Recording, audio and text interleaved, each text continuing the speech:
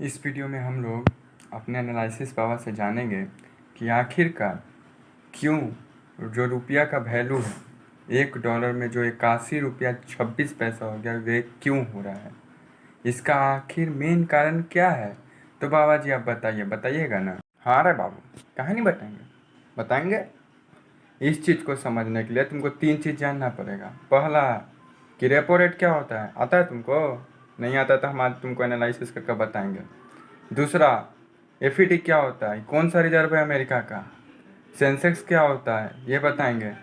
फिर जो सबसे मेन है बेसिस पॉइंट क्या होता है, जिसका सबसे ज़्यादा चर्चा चल रहा है अभी, ये सब हम तुमको बताएंगे।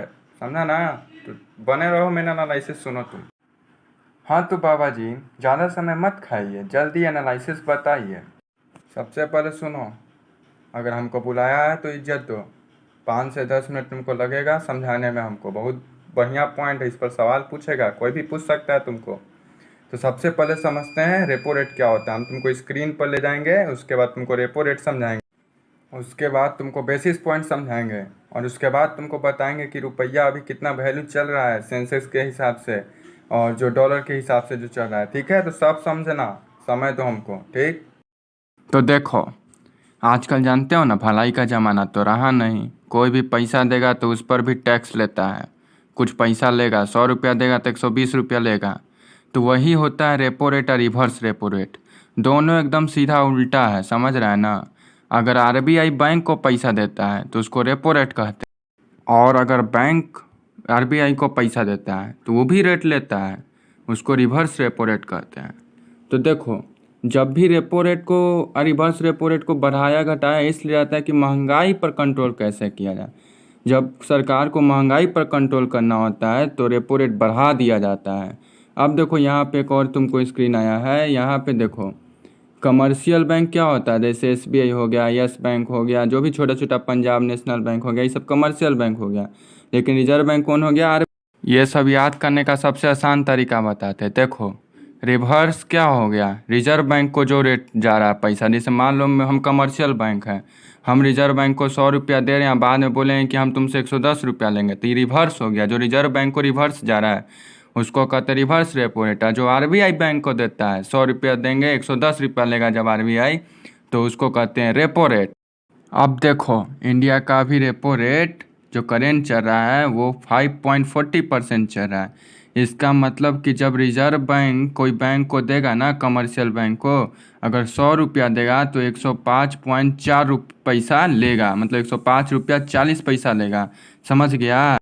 अब देखो यहाँ पे एक चीज़ लिखा हुआ है कि 5 अगस्त 2022 को RBI repo rate 50 basis point से बढ़ाया था। तो अभी बेसिस पॉइंट क्या होता है इसको समझो।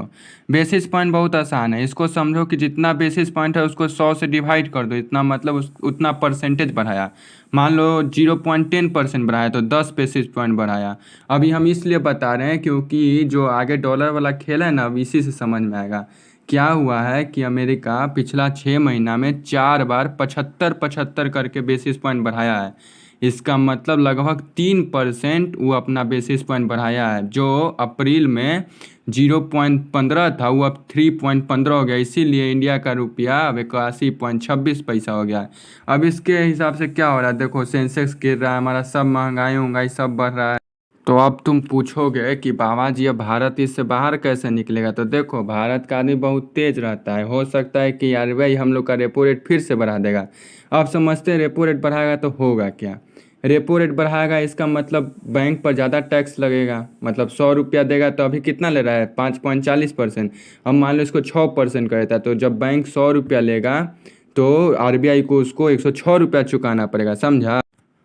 और जब बैंक को ज़्यादा पैसा चुकाना पड़ेगा तो कम पैसा लेगा आरबीआई से। कम पैसा लेगा तो जनता के पास, अब वो कमर्शियल बैंक ही ना हम लोग को जैसे लोन लेते हैं हम लोग, तो हम लोग तो बैंक से लेते हैं, हम लोग आरबीआई से तो लेते नहीं हैं।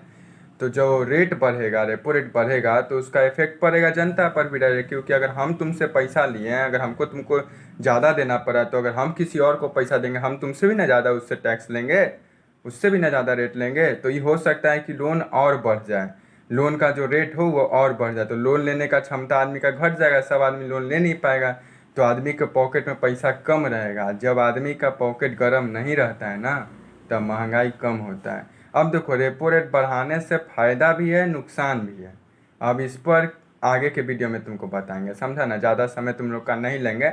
आज का एनालिसिस कैसा लगा बताना, और हम बाकी और सब टॉपिक पर तुमको एनालिसिस देते रहेंगे।